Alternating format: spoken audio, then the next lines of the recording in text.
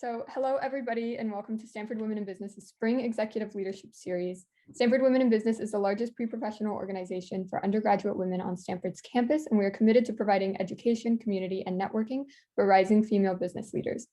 Through workshops, conferences, company treks, and speaker series like this one, we strive to cultivate opportunities for mentorship, career guidance, and industry exposure. We are so grateful and honored today to be joined by our distinguished guest, Eva Boratto.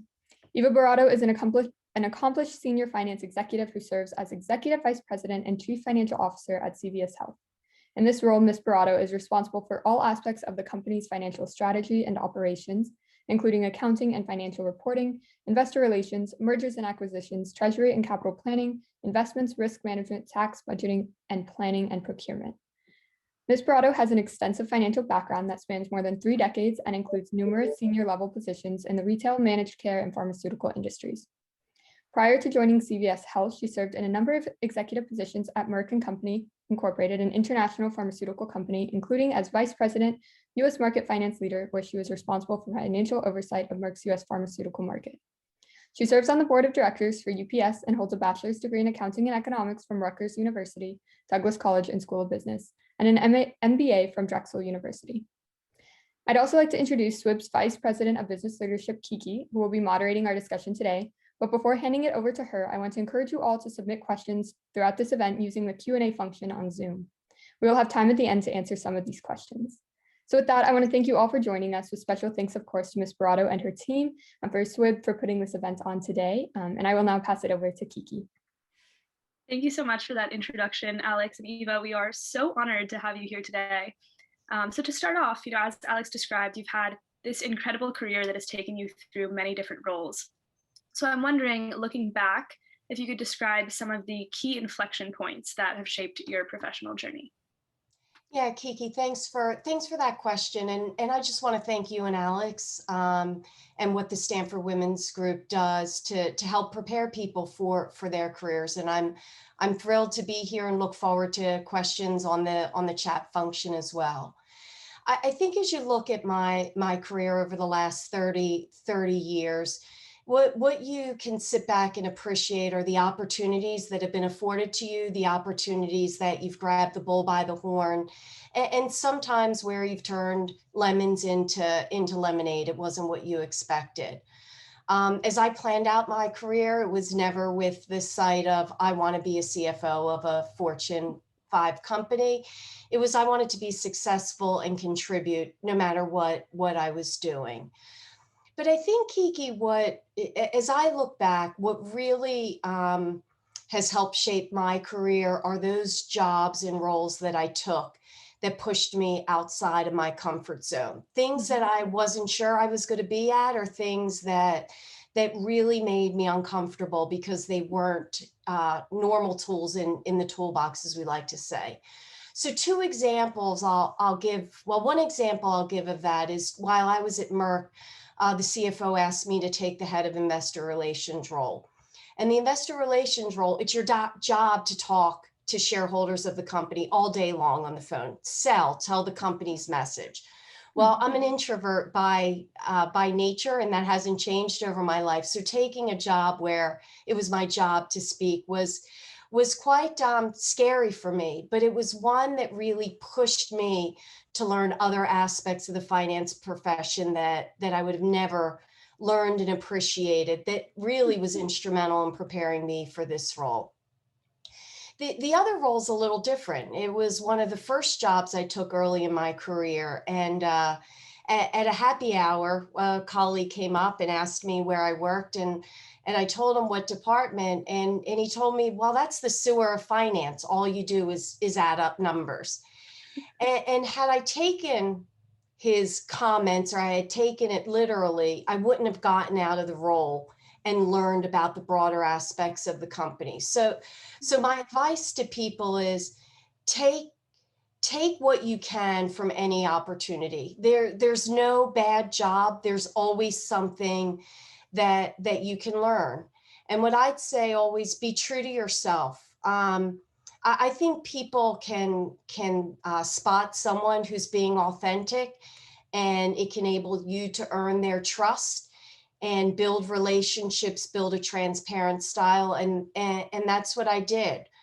You know, all of you are coming from an unbelievable institution like Stanford, and this will open doors for you. But what you do after those doors are open is truly upon what you bring to the table and how you contribute. And I encourage everyone to chart your own journey.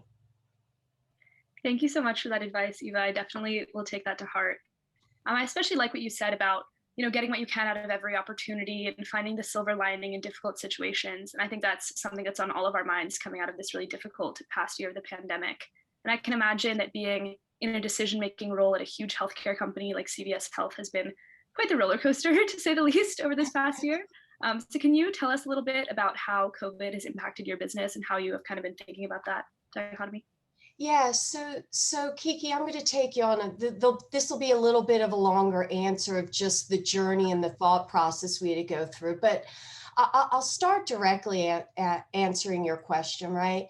I think COVID-19 has really upended the entire healthcare landscape and the ways we've done things. Consumers of healthcare are more digitally engaged. They want a connected experience. And I think want from the healthcare system just a better experience. And I think someone at my age, I probably personally would have never tested telehealth. You guys on this call probably would have much preferred telehealth versus going to a doctor. Well, I experienced it. So what you did was you accelerated people to think differently about healthcare. Am I ever going to want for a rash to go back to a doctor or a follow-up visit from a procedure? No, people are going to expect different things from their healthcare provider. And as a company, CVS Health, we're focused on a clear purpose of helping people on their path to better health. And what people most probably know the company for is the corner drugstore. Right. But what we do is far greater than that. We're a health insurer. We provide healthcare services right in your neighborhood. And I think no matter how you look at it, at the end, a doctor ultimately does have to touch a patient or you have to interact. But creating that connectivity is something that we're really in the center of. So I think if you look back a year ago, what were we thinking and how fast was the world moving? So as a company, and all companies had to answer these questions, what did the pandemic mean? Early on, there were lots of hypotheses. This is just the flu, this too shall pass. Why are people starting to wear masks? And we really tried to understand the full breadth and scope of what we were dealing with. And quite honestly, it was changing by the day, by the hour, by the week. We were one of the first companies to close our offices, and we moved 100,000 employees to work at home in March of 2020. And to a large part, we really are continuing to work effectively that way. As the CFO, I had to understand where there are going to be business disruptions. Were customers and other payers going to reimburse us for our services? Were we going to have the cash to meet our investments? Did we have to pull our guidance to our investors? What were the important topics to raise to the board? These were all things. How would we think about our business continuity plans? So these were all things that we had to think about and address. And really at the core of what we were doing was, how do we service our customers and how do we keep our employees safe? We're fundamental in guiding our decisions each and every day. So our frontline teams, we made sure we provided with PPE, personal protective equipment, masks, gloves, shields in the store. IT investments, we made investments in our IT infrastructure so people could work from home and be just as productive as they were in the office. Healthcare, we provided childcare benefits, we provided bonuses to our colleagues working on the front lines. So these were all decisions that we had to make and execute on very, very rapidly. We also built a testing program in a matter of days and weeks. And I'm going to guess some of you may have gone to a CVS to get that swab and send through our drive-through or point of care outside of the store in a remote box to provide that test. So it was building that business enabled us to accelerate aspects of our journey. We also started planning to be a vaccine administrator. What we're going through across the country right now in having, I think we're almost at 100 million individuals have been vaccinated is an unbelievable feat. And CVS is at the center of that. And these are things helping us on our long-term strategy, required us to take risks that we may not have otherwise, and to solve problems in a non-bureaucratic way and drive to outcomes. So I think as a company, we're extremely proud of what we've done over this time, while it's also accelerated our strategy. Wow. Thank you so much for walking us through that. It sounds like an incredible journey of highs and lows. And as you were mentioning, CVS offers free COVID tests as well as vaccines free of charge to the public.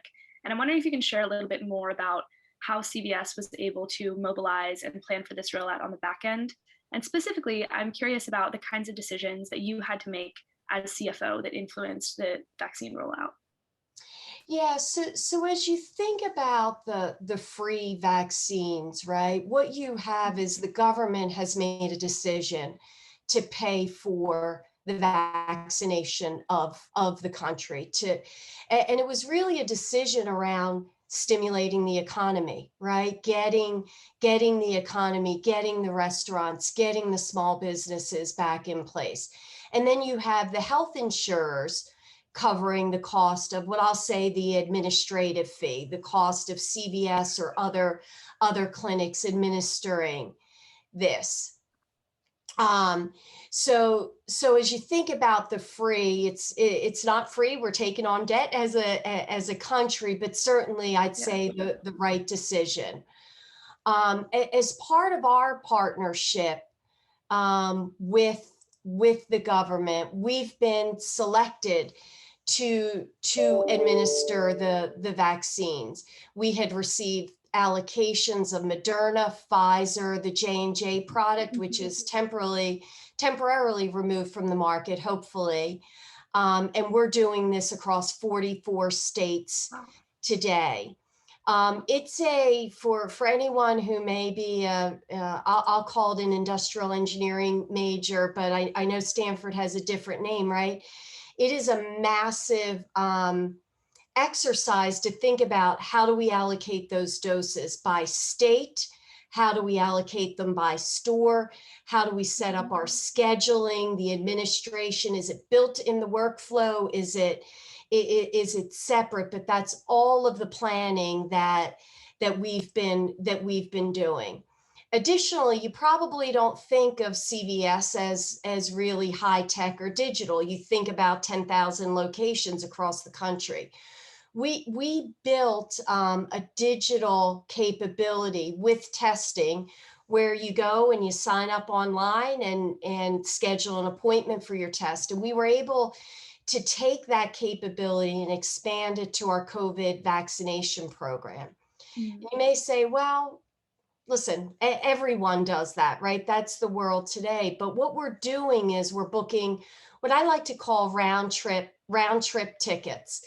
And you book your first and your second dose at the same time. So your mother or grandmother doesn't have to be worried about, am I going to get that second appointment, right? Is there going to be supply?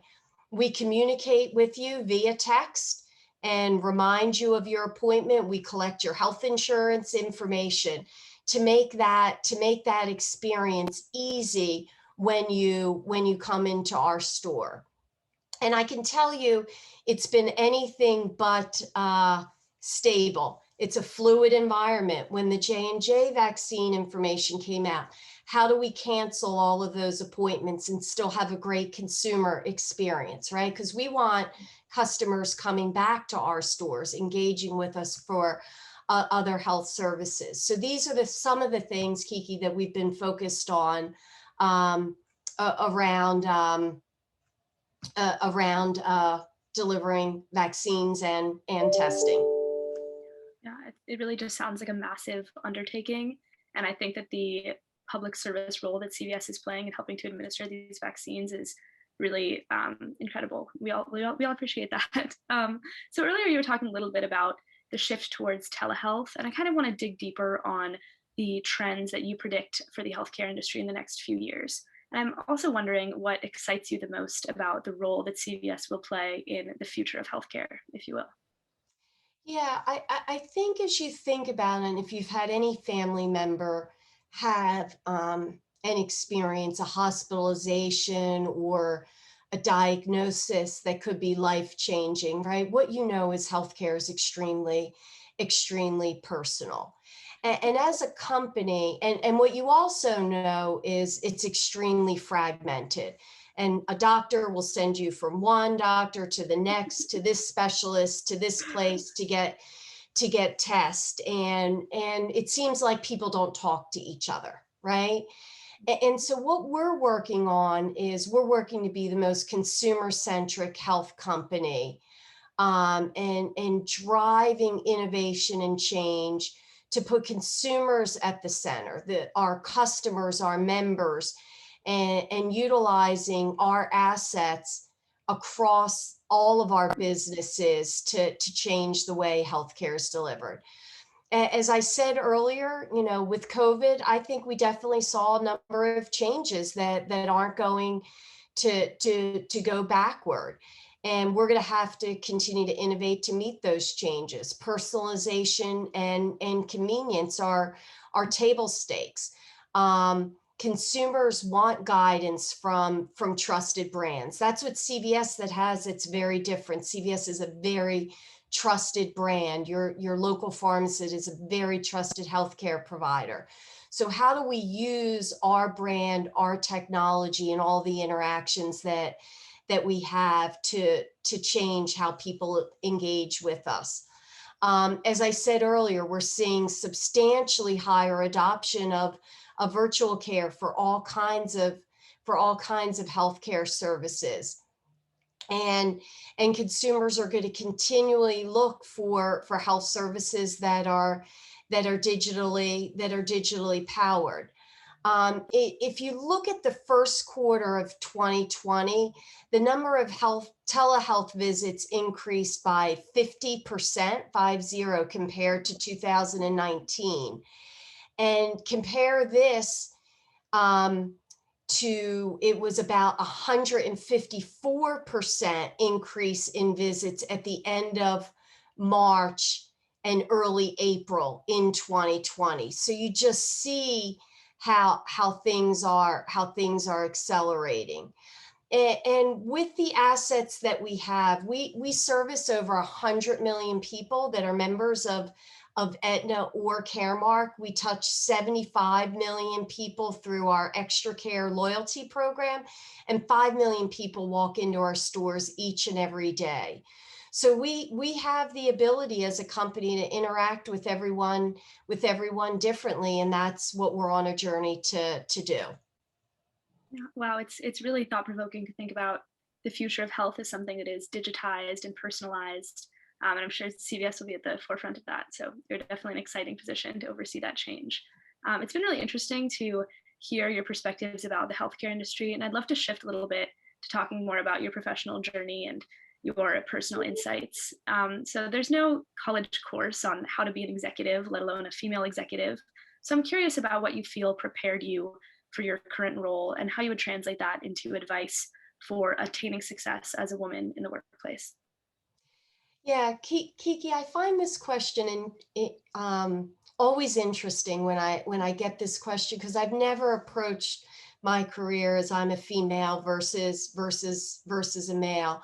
I've always approached it that there were two fundamental things that would help my career: the quality of the work and the people that I choose to keep in my network that can help guide me when I'm going down the wrong path, or not operating as effectively as I can. So I think for me, it's always about sticking to my values and a need for transparency, having open and honest conversation about what's best for the company. And being in finance, there's always truth in numbers. Now you can spin the numbers with the story that you want to tell. But if you're grounded in being transparent, helping people, helping the company be successful, I think that'll make you successful. And you've got to weigh risk versus reward. You have to step out of your comfort zone sometimes to push that envelope, because sometimes you're going to be saying something that's not popular to others, right? You're going to tell someone their baby's ugly, their project isn't going to generate the returns that they want. But I think if you stay grounded in the facts and not in the emotion, it's not personal, it's business, you'll be far better on the other end. Now, Yeah, on the net, sorry, go ahead, Kiki. no, please continue. On the networking front, I'll say this is something that took me longer to figure out and realize. Again, I said earlier that I'm an introvert, right? So networking and making time to network with others working at different companies in other industries wasn't at the top of my list. As I was going through my career, I had a family, I had 3 children, right? So I don't play golf. I prefer to do other things and volunteer related to my kids' activities versus that. But I think what you realize is the networking's important. There are people you trust and that can give you feedback, that can help coach and counsel you over time, or that you can use as a sounding board. So I think it becomes an important part of your toolbox over time.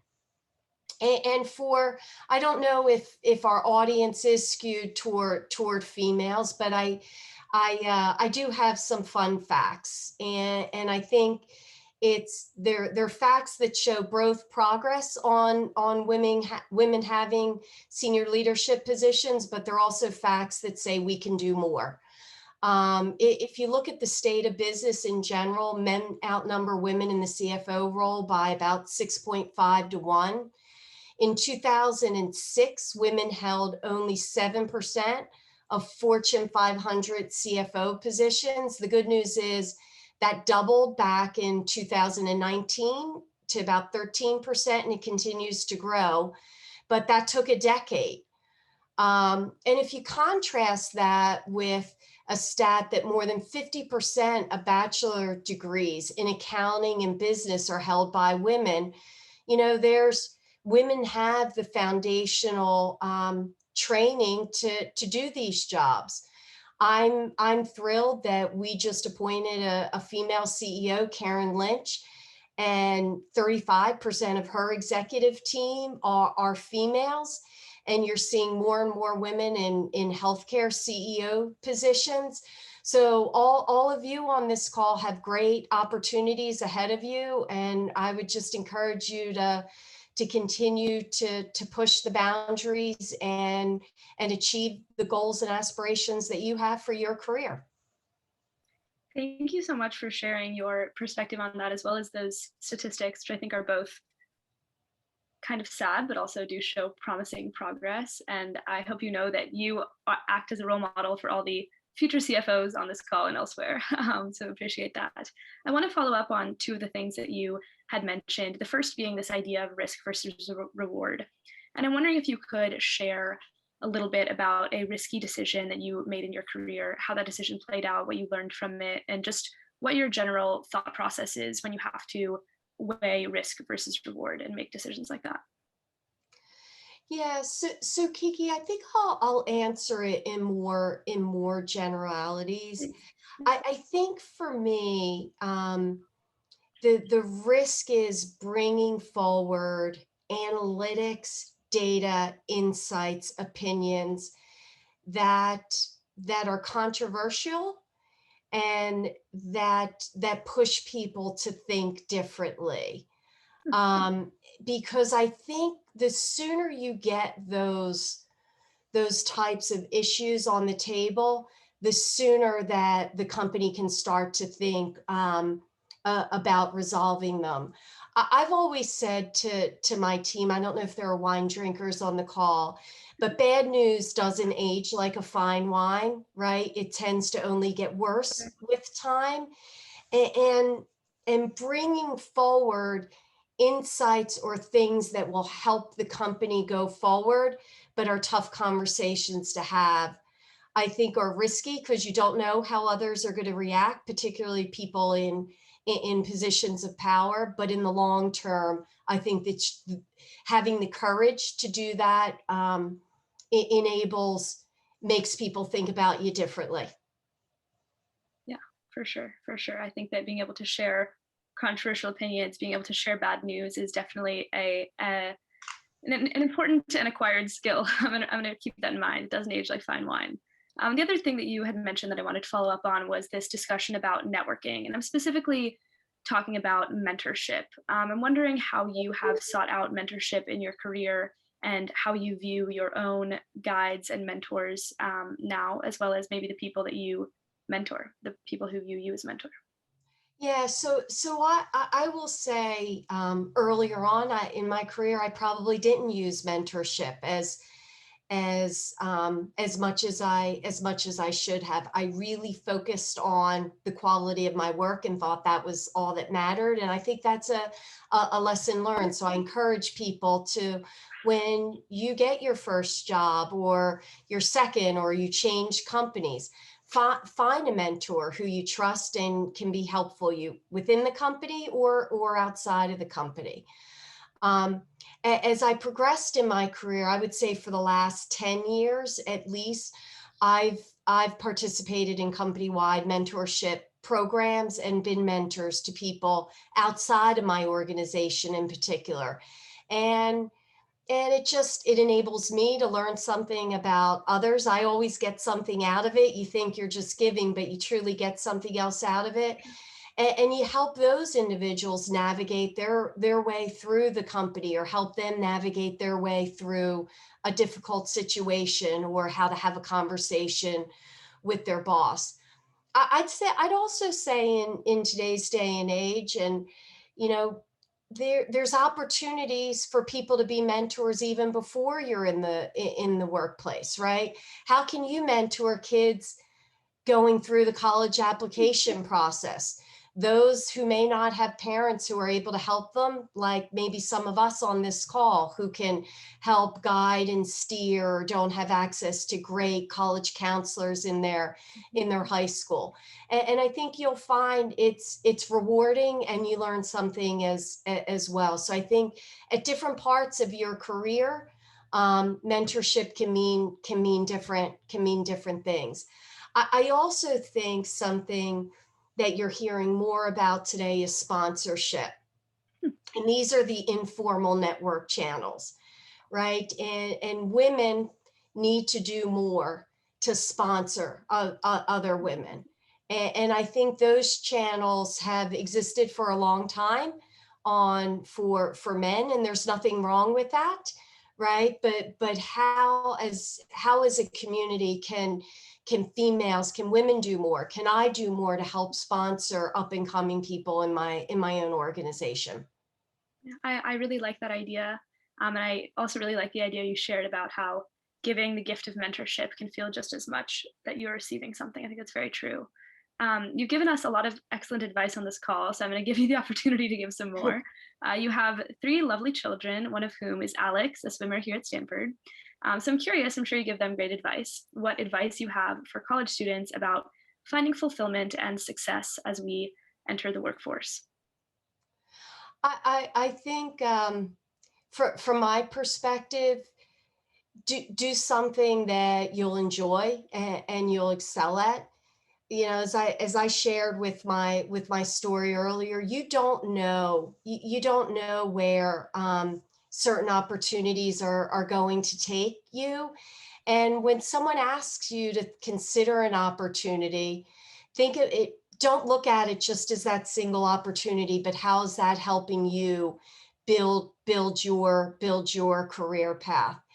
And I think people, there's very few people who know what they want to do over their 30, 20, 30, 40-year career, perhaps, right? So things can change over time. Now, there are some who know that, but I think they tend to be the exception. So as you're earlier in your career, it's the opportunity to take chances and become more well-rounded. And I think that'll serve you in the longer run. And if there's one thing you've heard me say time and time again, don't shy away from stretch jobs or things that are outside of your comfort zone. Very true. Thank you so much for your candor and consideration, Eva. This has been a wonderful conversation. I'm coming away feeling inspired. I'm looking forward to taking some questions from the audience, but before we get there, we're going to finish off with something a little fun, which is a rapid fire round. So I'm going to ask you about a few of your favorites, and you can answer in as few or as many words as you'd like. So I will start off with asking, what is your favorite way to relax? I think watching bad television. So true. So true. A real guilty pleasure. What is your favorite book? My favorite book was one on the crash of from 2008. And I can't remember the exact title, but it was written by the three people advising President Bush at the time around what they were going through, the decisions who to bail out or not.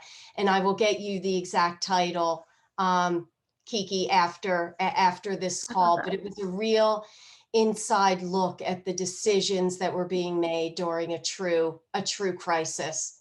Wow, that sounds fascinating. Thank you. What was your childhood dream job?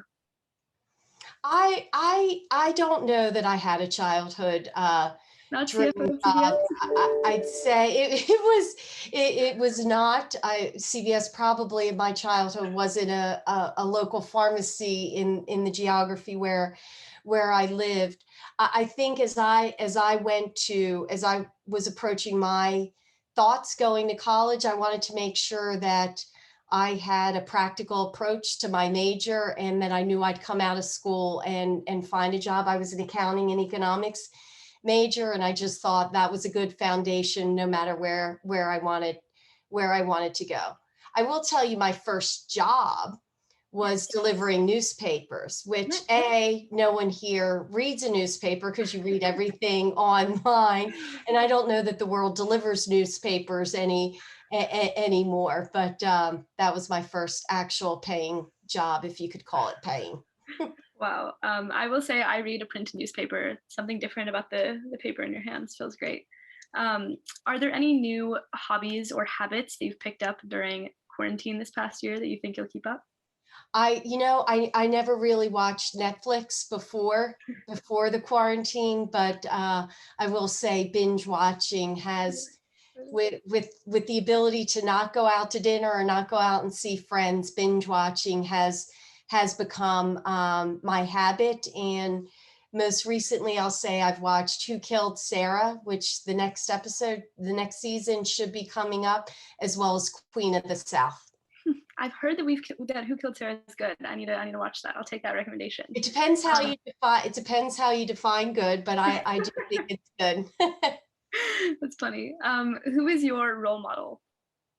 So I'd say I've had two role models through my career. One was the first CFO that I worked for. Her name was Judy Lewent. She was the CFO of Merck. Probably when those stats, I'm going back to 1990 now, where she may have been 1 in 100, right? 1 in 1,000 in her role. And she truly put trust in her people and gave you opportunities. If you delivered, she gave you opportunities and wasn't afraid to put someone in a role, give them assignment outside of a traditional scope. And it really, she enabled me to have a great 20-year career at Merck and learn a host of different things on the financial discipline. The other one was a business partner that I had, and his name was Per Lofberg. And he showed me how to be cool under pressure. And it's easy, you watch shows and people losing their temper. And I've tried to be a leader that supports people and helps them through difficult times and stay focused on what really matters, because that's how you create followership and people who want to work for you and do better and perform for you. And there was one experience that he really showed me that, and it really made me think differently how to approach situations, particularly how to approach difficult situations. Very, very interesting. Our last rapid fire question for you. You've given us some great advice today. So what is the best advice you have ever received? Tricky. It's that I think just to be yourself, right? You can't be someone else. Be smart about how you approach situations, but don't try to be someone that you're not, because it won't be you in the end. Thank you so much. I think if we were in person, this would be the point where we would see a standing ovation, but Not sure about that, Kiki. I am sure about that. But we can shift now to taking some audience questions. I've been seeing them come through the Q&A and through the chat. So the first one we have here is from John Nelligan. I hope it's pronounced correctly. And he says, Mrs. Boratto, firstly, thank you so much for coming to speak to us. I was wondering how the COVID-19 pandemic has affected the overall business and operations within the United States. Has there been a lack of supply due to mandated shutdowns across the world? Yeah, I think you see it in certain industries. And it was funny, back in March of last year, you saw a shortage of supply of basic product needs. People were buying hand sanitizers, cleaning supplies, paper towels, toilet paper, right there. It was, the world was coming to an end. And I think that stabilized pretty quickly. It's impressive how the manufacturing industry has been able to continue to produce. You've seen ebbs and flows around meat production when manufacturing sites had to be shut down, or production of furniture that's changed. I will tell you, in the healthcare space, there were challenges around PPE and the N95 masks. You saw it on the news, but drug manufacturers did an incredible job. We had essentially no supply disruption of any needed drugs. And I would say it was episodic in the hospital at best. Wow. Yeah, I will say personally, I was really impressed by the resilience of American manufacturing, as you said. I remember over a year ago in last March, walking through my local grocery store with just bare shelves, and I was like, this is the apocalypse, but we totally bounced back. It was very impressive. Okay, it was that people were just, I don't know, do people have a year's worth of paper towels in their house but that's really what you saw back in March, April, May of last year, until things stabilized. I know, it's also very funny that of the products that people chose to hoard, toilet paper was one of them. I know. I think there'd be other priorities, but what can you do? Anyway, I digress. Another question we have from a SWIB member. What is a personal goal that you have for yourself, non-work related?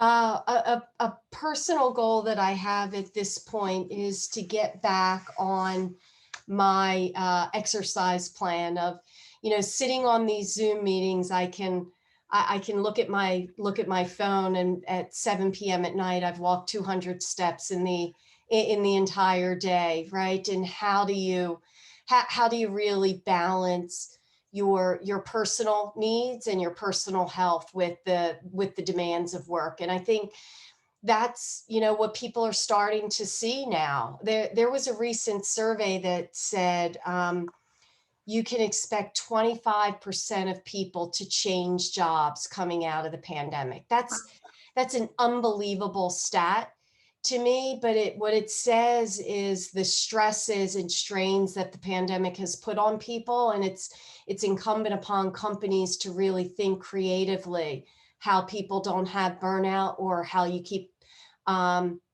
great talent that you have engaged and wanting to stay with your company. Yeah, that's a really interesting question to consider. All right, our next question from the audience is a little more serious. How has CVS addressed health disparities in the vaccine rollout? What role does a company like CVS have in ethical health leadership? Yeah, that's a great question. And what I'd say is, it starts with social determinants of health. And, a good percentage of over healthcare is determined by where and how you live. So whether it was our COVID testing program or our vaccination program, making sure we put vaccines or testing capabilities in socially vulnerable populations, right? Lower income geographies was a priority for us. And what I'm pleased to say is, as you look at our vaccine rollout, we are over indexing versus general population in those SV, socially vulnerable locations. And it doesn't happen by happenstance, right? It's around, as a company, what's important to you, and then how do you make it happen? And all of that, Kiki, what I spoke about before, all of that behind the scenes, where do you put the vaccines? How do you enable scheduling of appointments? How do you think through all of that to enable the outcome that I just described? Wow. Yeah, it's really interesting, kind of a difficult issue to address, but an important one. We got a similar question that says, have you seen an evolution in how health executives confront the industry with the growth of misinformation and politicization of healthcare? Interesting. Kiki, can you repeat that again? Yeah, Yeah. there's some Yeah, big words in there. Repeat that one for me. Have you seen an evolution in how health executives confront the industry with the growth of misinformation and politicization of healthcare? Yeah, I think what we've done on that front, and I as you mentioned as Alex mentioned in my intro, I sit on the UPS board, and I'm fortunate enough to have another board member who works at Pfizer, so was part of the Pfizer development and discovery, and UPS is part of the distribution of vaccines. So you had 3 companies represented that are all part of this rollout. And I think, one of the things that we all talked about was the misinformation that's out there, right? And what have you. And as a company, what we spoke to was, we're going to let the facts and the data drive the discussion, and make sure we were publishing the data that spoke to the accuracy. And I think one of the examples there was the vaccinations that were going on in long-term care and nursing home facilities. There was a lot of misinformation out there. So we started publishing every day how we were doing on that vaccination program, is to push through the misinformation that was out there. So again, it comes back to, the facts and the data. Absolutely. And I think that battling that misinformation is a real challenge for healthcare leaders and political leaders alike. But it's great that you're putting in the work. I really like this question in the Q&A from Annie Wynn, who said, "Hi, Mrs. Boratto. Again, thank you for coming today. This has been great. As someone who actually just started as a CVS pharmacy technician in Florida to help with vaccine rollouts, I wanted to ask about how CVS is devoted to supporting the youth. What other opportunities is CVS providing for younger individuals to get involved with their larger communities?" Very cool. Yeah, so Annie, thanks for the question. And I'm not sure if you're talking about it from an employment perspective or from in the community. And what I can say is we have a very, very strong corporate social responsibility program that we bring to the communities. Our focus is around health. One of our key priorities is to create the first smoke-free generation, right? We removed tobacco from our store shelves. We didn't even speak about this earlier. A number of years ago, I don't know, 6 years ago. And as part of that, right, and you know, the harms of tobacco, as part of that, we're making substantial investments in education in the communities around, you know, smoking and how do we prevent youth from starting to smoke. I'll say another place that we're very active in the communities is around the opioid epidemic, right? And our pharmacists are out in the communities doing teaching programs at schools, at universities around the risks of opioids, helping educate people around that. So you see us doing things that are really health and community connected. So they're just a couple of examples, Annie. Thank you so much, Eva. I'm going to cheat a little bit in the rules of the audience Q&A and ask you a follow-up question myself, just because I'm curious. But I remember reading about the decision of CVS's to pull tobacco products from the shelves a few years ago. And that struck me at the time, and now as you bring it up again, as sort of a risky business decision, because I would imagine that tobacco products are quite lucrative, quite popular. So I'm wondering if you could share a little bit about the decision-making process behind that and what you think the social impact has been since. Yeah, thanks, Kiki, for following up there. I think the decision, like I said, CVS Health has been on a journey to transition from your local convenience drugstore, if you will, to a health services provider. And I don't know how you can be a healthcare provider, right, and sell cigarettes. Now, people have always asked, well, what about potato chips? What about there's alcohol in some of your stores, right?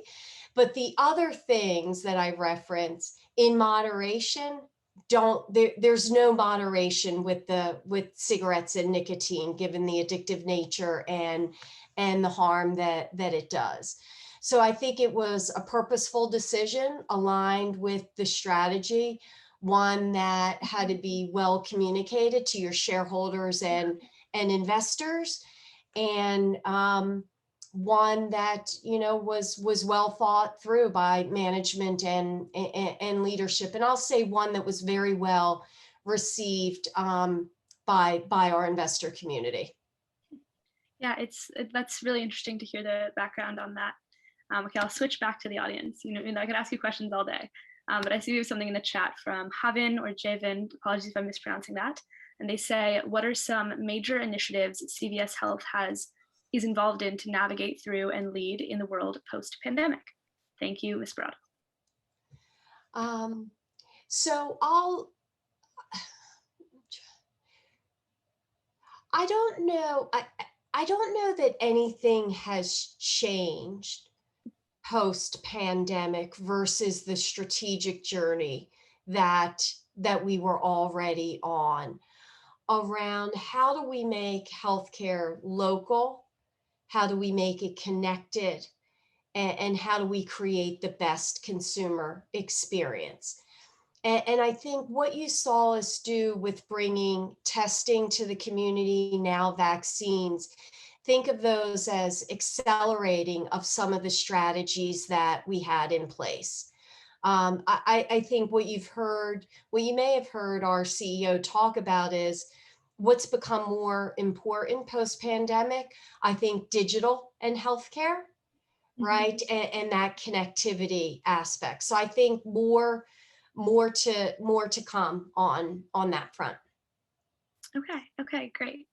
Thank you for sharing. I think we're going to do one more question, and then I'll give you some time to just share any parting thoughts. But our final audience question is, how have you prioritized work-life balance in the work from home environment, especially given CVS's large role during the pandemic? Are there any lasting practices you hope to incorporate through your role in corporate governance? Well, I'm going to say I don't think I've done all that well on Me that neither. front. Given my other comments, I'm working to do better, and it's important. I'll take that question out of the pandemic and bring it more broad for a second, right? And as this is the Stanford Women's Group, right? One of the things I think that I've lived by to keep me sane is you can't be everything, right? You can't be, it's an impossible task to say I can be everything to all people, that I can be the president of the PTA, the Parent Teacher Association, I can be the CFO, I can volunteer at every event my kid's school puts on, right? And that's, at least for me, that's just a recipe or an expectation that's for disaster. So you have to pick what matters to you, and whatever you pick to do it well. Do it well. I'd say quality over quantity, or else you're going to spread yourself too thin. And I think having raised three kids, two in college, one still in middle school, right? On my career journey, there were sacrifices that I wish I could have been at an event, or I wish I could have volunteered more for one of my kids' events, and I wasn't able to. But what I've tried to do is pick the most important and make those a priority. That's a very, I think that degree of prioritization is difficult, but very important. Again, thank you so much, Eva, for your advice and your insights today. It has been really informative, but also inspiring to hear about both your personal career journey and the hugely impactful work of CVS Health that's going on right now and always. So thank you very much. It's been really such a pleasure to talk to you, and I'll now pass to Alex to close out our session for today. Hello again, everybody. I first and foremost, of course, want to thank our incredible speaker, Ms. Eva Boratto, for joining us today. And thank you to our lovely moderator, Kiki McComb. We'll be posting today's event on the Stanford Women in Business website, so feel free to refer back or share with anybody who was unable to attend live today. But again, thank you to all who attended and Ms. Boratto's team. We so look forward to seeing you all at our next event. Bye-bye, everybody.